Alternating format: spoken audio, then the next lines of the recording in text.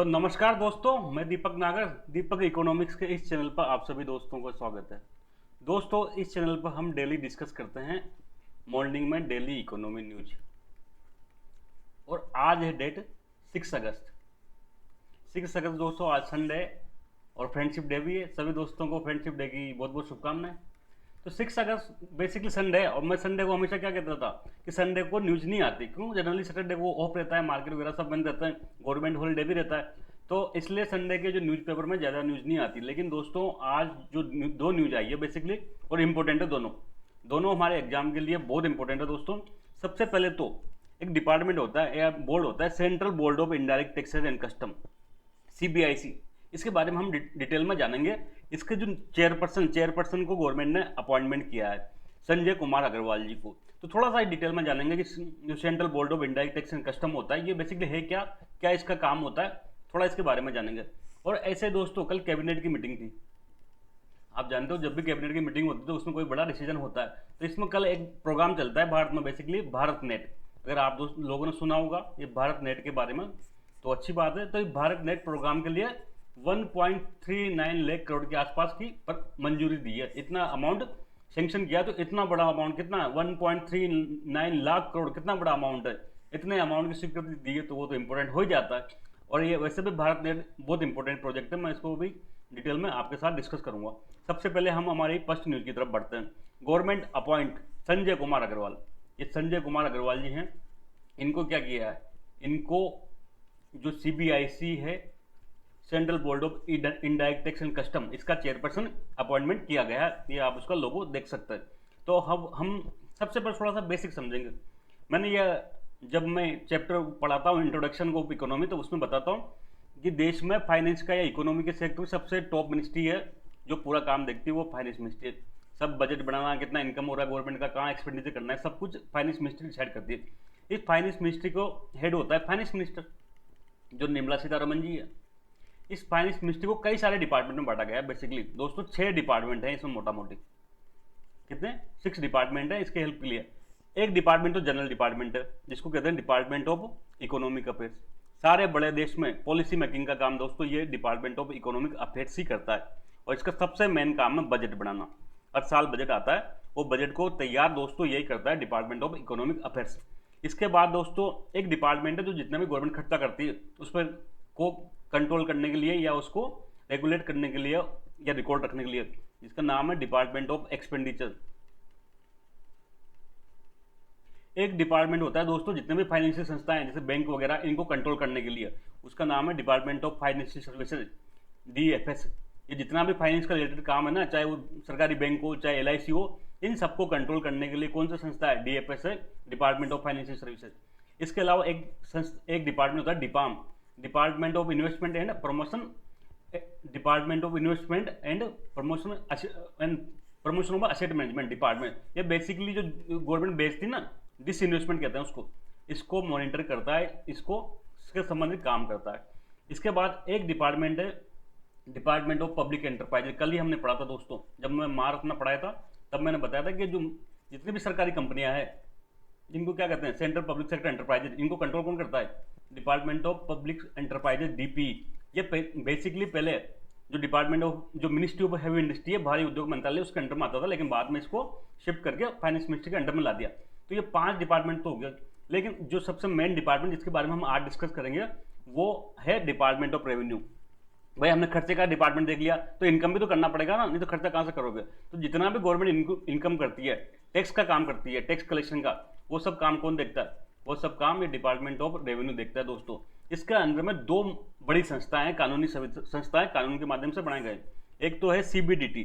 ये 2 क्यों है, 3 क्यों नहीं है? तो दोस्तों टैक्स 2 प्रकार के होते हैं। एक होता है डायरेक्ट टैक्स। डायरेक्ट टैक्स किसा, जिस पर लगे वही भरे, जैसे इनकम टैक्स। मैंने इनकम करी, मैं गवर्नमेंट जॉब में हूँ, मेरे को सैलरी मिली, मैंने भारत सरकार के पास में ITR भरा, इनकम टैक्स रिटर्न। लेकिन दोस्तों एक होता है इनडायरेक्ट टैक्स। जैसे मैं रेस्टोरेंट में खाना खाने गया, तो मैंने पैसा किसको दिया, रेस्टोरेंट वाले को दिया। अब रेस्टोरेंट वाला भारत सरकार के पास जाएगा। तो डायरेक्ट टैक्स ऐसा जिस पर लगे वही गवर्नमेंट को बढ़ता है। इनडायरेक्ट टैक्स कौन सा, देता कोई और है, भरता कोई और है। मैं पेट्रोल पंप पर पेट्रोल खरीदने गया, ठीक है, मैंने वहां टैक्स दिया, तो मैं थोड़े सरकार को भरूंगा, अब वो पेट्रोल पंप वाला भरेगा, तो उसको इनडायरेक्ट टैक्स कहते हैं। तो डायरेक्ट टैक्स को कंट्रोल करने के लिए, कलेक्शन के लिए, ये होता है central board of direct tax, central board of direct taxes, CBDT। इसका काम क्या है? इसका काम है जो डायरेक्ट टैक्स है ना, जैसे इनकम टैक्स वगैरह, इनका कलेक्शन करना। अगर आप लोगों में SSC में पोस्ट होती है, UPSC में पोस्ट होती है, जैसे कि इनकम टैक्स में इंस्पेक्टर बनते हैं, तो दोस्तों सब वो CBDT के अंडर ही काम करते हैं। ऐसे एक दूसरा होता है CBIC, central board of indirect taxes, central board of indirect taxes and customs. Custom भी बेसिकली क्या है? इनडायरेक्ट टैक्स ही है। ये CBIC फुल फॉर्म देख सकते हैं, central board of indirect taxes and custom, CBIC। इसका काम क्या है? इसका काम दोस्तों इनडायरेक्ट टैक्स का कलेक्शन है। अब इनडायरेक्ट टैक्स कौन कौन से? इनडायरेक्ट टैक्स CBIC का काम कौन क्या है? इनडायरेक्ट टैक्स का कलेक्शन, इनडायरेक्ट टैक्सेस का कलेक्शन। तो आज की डेट में तो आपको सबको पता है सबसे बड़ा इनडायरेक्ट टैक्स है GST। तो GST का काम ये देखते हैं। इसके बाद में कस्टम, जो बाहर से फॉरेन से माल इंपोर्ट एक्सपोर्ट होता है उस पर टैक्स लगता है, उसको कहते हैं कस्टम ड्यूटी। तो ये कस्टम कलेक्शन का काम भी ये करता है। कई कई जगह पे कुछ छोटा मोटा एक्साइज ड्यूटी बची है, उसका भी काम ये करता है। तो सारा इनडायरेक्ट टैक्सेस का काम कौन करता है? CBIC करता है दोस्तों। अगर आप GST में लोग काम करते हैं, कई SSC में इंस्पेक्टर बनते हैं, एक्साइज में या फिर इसमें इनडायरेक्ट टैक्स में, तो वो सब CBIC के अंडर ही काम करते हैं। तो इनके जो चेयरमैन थे पहले, विवेक जोरी।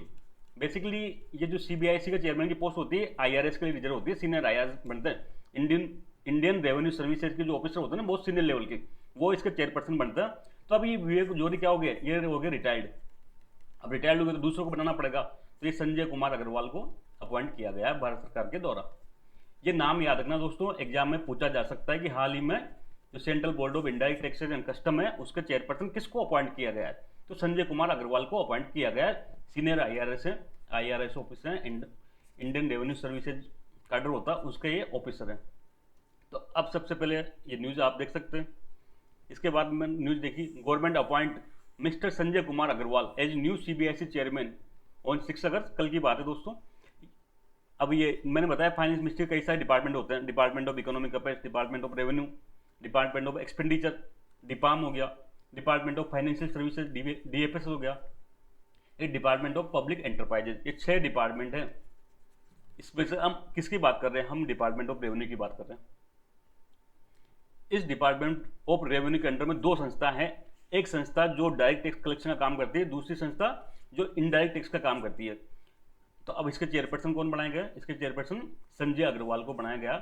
जो विवेक जोरी हैं वो रिटायर्ड हो गए, संजय अग्रवाल बने जो IRS हैं, सीनियर IRS। ये फर्स्ट न्यूज़ थी जो हमारी समाप्त होगी। सेकंड न्यूज़ की तरफ बढ़ते हैं दोस्तों। Cabinet approved ₹1.39 lakh crore for connecting 6,14,000 villages with broadband under Bharat net. क्या समझे? कैबिनेट ने कुछ परमिशन दी है 1.3 लाख करोड़ रुपए खर्च करने की। क्यों की है? ताकि 6,40,000 गांव है ना, वो ब्रॉडबैंड कनेक्शन से जुड़ सकें। और प्रोग्राम का नाम है भारत नेट। थोड़ा सा बेसिक समझते हैं। आप सबको पता है गांव है हमारे, आपने गांव में कभी ब्रॉडबैंड कनेक्शन देखा क्या? ब्रॉडबैंड कनेक्शन नहीं देखा, बहुत कम जगह। कोई बड़े तहसील लेवल पर हो तो हो, नहीं तो गांव में क्या ब्रॉडबैंड कनेक्शन नहीं है। तो क्या गांव वालों को इंटरनेट कनेक्शन नहीं चाहिए? इंटरनेट कनेक्टिविटी आज के जमाने में ज़्यादातर कहाँ से होती है? मोबाइल से होती है। लेकिन मोबाइल दोस्तों परमानेंट सोल्यूशन नहीं है। मोबाइल में जिनका 1 GB डेटा आता है, कई बड़े काम होते हैं, कई सारे ऐसे काम होते हैं, गवर्नमेंट काम होते हैं। उनके लिए क्या चाहिए? उनके लिए एक तो स्पीड ज़्यादा चाहिए, साथ में जो इंटरनेट भी ज़्यादा मात्रा में चाहिए। जैसे शहरों में तो क्या होता है? वाईफाई होता है। ये वाईफाई लगाया जाता है ना, वो वाईफाई क्या है बेसिकली? ये ब्रॉडबैंड कनेक्शन होता है। जैसे मेरे घर पर लग रहा है, 500 रुपये का करीब प्लान है मेरे घर पर, और इसमें आप अनलिमिटेड डेटा इस्तेमाल कर सकते हो। ये लैंडलाइन के माध्यम से होता है, अनलिमिटेड, चाहे गिनती नहीं है। मैं इतना सारा काम करता हूँ वीडियो अपलोड का, इतना काफ़ी मात्रा में, कई दिन तो है ना 50-50 GB तक मेरा डेटा खर्च हो जाता है। तो इतना डेटा मोबाइल से चल पाता है। तो इसलिए दोस्तों इंटरनेट कनेक्शन या इंटरनेट कनेक्टिविटी गाँव में अवेलेबल कराना बहुत जरूरी है। और ये तो अभी तो मोबाइल में फिर भी डेटा आने लग गया।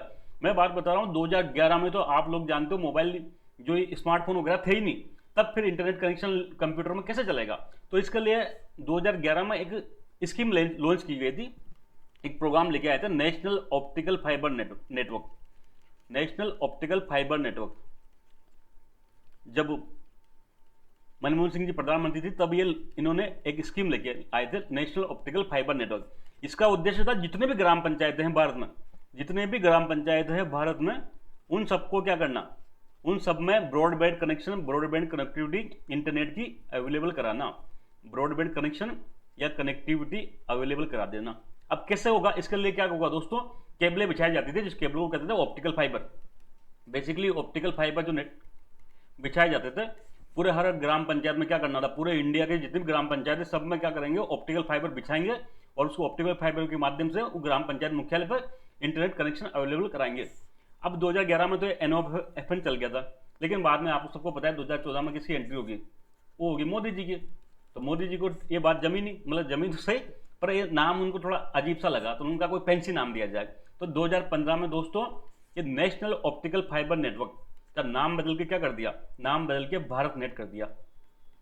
क्या कर दिया, भारत नेट। तो आज की डेट में भारत नेट का मतलब समझ जाओ आप, भारत नेट अगर आप कहीं लिखा पढ़ते हो तो उसका सिंपल मतलब है एक ऐसा प्रोग्राम है जिसके तहत इंडिया के समस्त गाँव में क्या कर रहे हैं, ब्रॉडबैंड कनेक्शन अवेलेबल करा रहे हैं। उसके लिए क्या कर रहे हैं, ऑप्टिकल फाइबर की जो केबल होती है उसको बिछा रहे हैं। तो एक तो इन्होंने नाम बदल दिया, साथ में टारगेट भी बदल दिया। क्या, पहले तो टारगेट था समस्त ग्राम पंचायत है, लेकिन अब समस्त ग्राम पंचायत नहीं, अब ऑल विलेजेस। ऑल विलेजेस जितने भी गांव है उस सब गांवों में क्या करना है, उन सब गांवों में ब्रॉडबैंड कनेक्शन अवेलेबल कराना है। तो ये 2015 में दो चेंज किए मोदी जी ने, एक तो नाम चेंज किया, नेशनल ऑप्टिकल फाइबर नेटवर्क से बदल के क्या कर दिया, भारत नेट कर दिया। दूसरा, समस्त ग्राम पंचायतों की जगह समस्त गांवों में क्या करना है, जो ब्रॉडबैंड कनेक्शन उपलब्ध करवाना है। अब सोचो कितना बड़ा काम है, इस देश में लगभग इंडिया में कितना 6.40, लगभग 6,44,000 के आसपास विलेज माने गए हैं। 6.44 लाख के आसपास विलेज हैं। इतने गांव में हमको क्या करना है, केबल बिछानी है दोस्तों, ऑप्टिकल फाइबर की केबल बिछानी है। तो ये कितना मुश्किल काम है, बहुत मुश्किल काम है और बहुत ज़्यादा इस पर पैसा खर्च होने वाला है।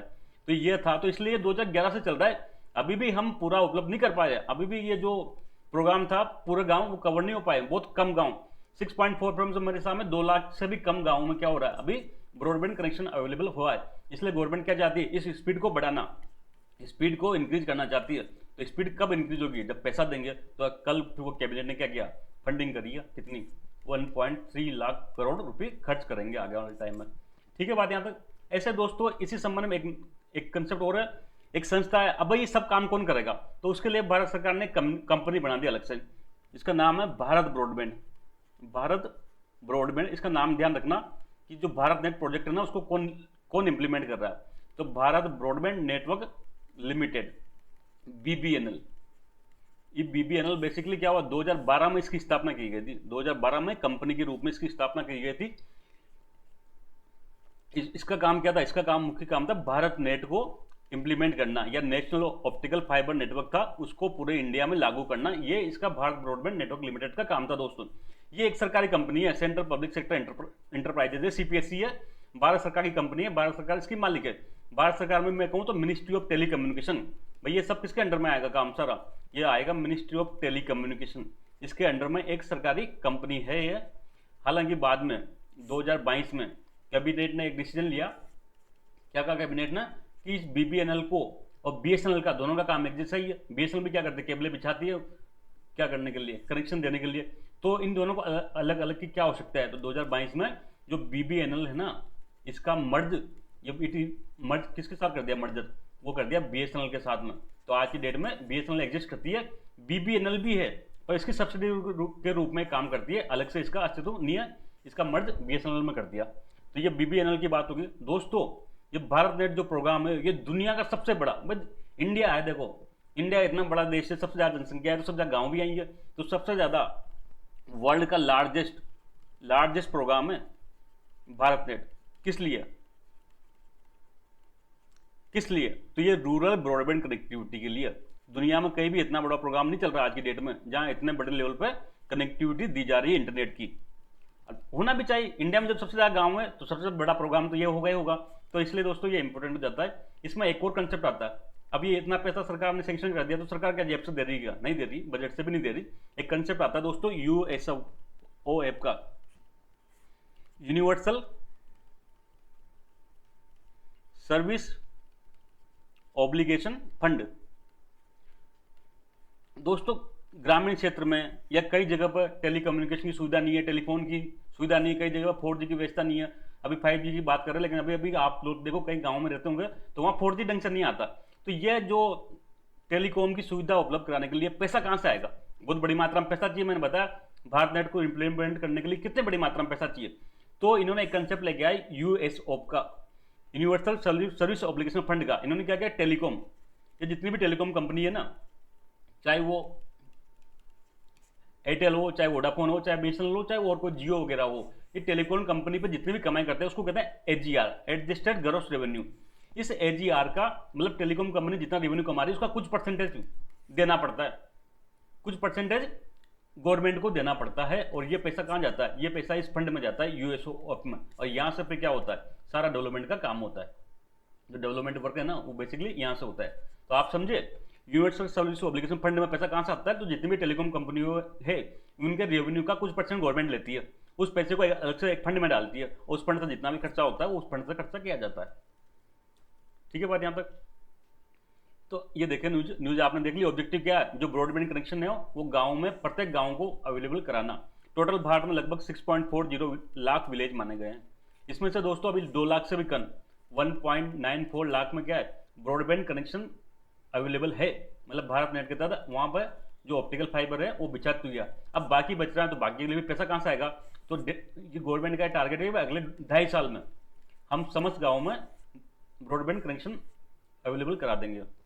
फिर मैंने बताया इसको लागू कौन करेगा, सॉरी ये नोडल है, तो ये है Bharat broadband network limited, CPSC है, सेंट्रल पब्लिक सेक्टर एंटरप्राइजेस है, गवर्नमेंट ऑफ इंडिया की कंपनी है। किसके अंडर में आता है, मिनिस्ट्री ऑफ टेलीकम्युनिकेशन के अंडर में आता है। 2012 में इसकी स्थापना हुई थी। क्यों हुई थी, क्योंकि आपको पता है 2011 में क्या चला था, नेशनल ऑप्टिकल फाइबर नेटवर्क। तो इसको लागू करने के बाद, लॉन्च करने के बाद कुछ कंपनी तो बनानी पड़ेगी, तो ये 2012 में इसकी स्थापना की गई। 2022 में क्या किया, बीएसएनएल के साथ मर्ज कर दिया इसको। ये न्यूज आप दोबारा देख सकते हैं। Cabinet approve 1.39 lakh crore for connecting 6.4 lakh villager with broadband. मैंने बता दिया भारत नेट प्रोजेक्ट के बारे में। देयर इज नो गांव में क्या होता है, इंटरनेट कनेक्टिविटी नहीं होती, तो कैसे करो, तो ब्रॉडबैंड के माध्यम से करो। तो पहले एक चलाया था नेशनल ऑप्टिकल फाइबर नेटवर्क 2011 में, बाद में उसको क्या नाम बदल दिया, बाद में उसका रिनेम कर दिया भारत नेट 2015 में मोदी जी के आने के बाद। ऑब्जेक्टिव सबको पता है कि हर गाँव को क्या करना है, इंटरनेट कनेक्टिविटी देना है। फंड कहाँ से आएगा, मैंने बता दिया, यूनिवर्सल सर्विस ऑब्लिगेशन फंड करके एक बना रखा है। जितनी भी टेलीकॉम कंपनी पैसा कमाती है उसका कुछ परसेंटेज गवर्नमेंट ले लेती है और यहाँ से फिर पैसा खर्च करती है। ठीक है, तो दोस्तों यही आज की न्यूज़ थी। जल्द मिलेंगे, तब तक के लिए थैंक यू, जय हिंद।